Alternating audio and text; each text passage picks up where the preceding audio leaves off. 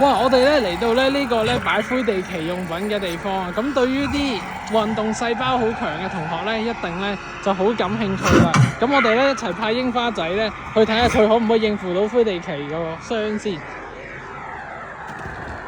入邊有快浮同埋博格，所以咧佢會不停咁樣震嘅。